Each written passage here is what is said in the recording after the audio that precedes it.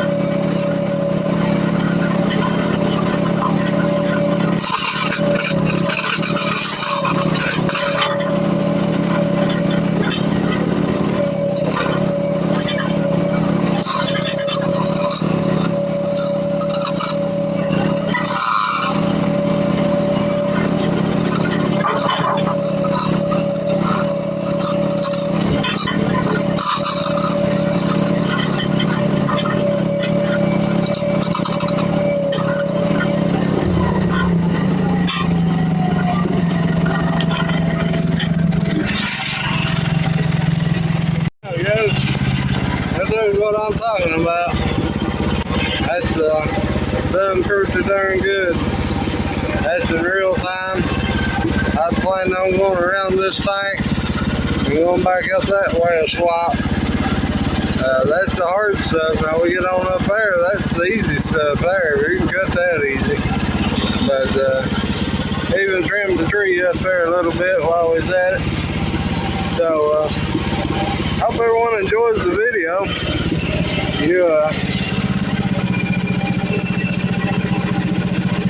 I'll show you guys here. This hose here is a return, goes into your tank.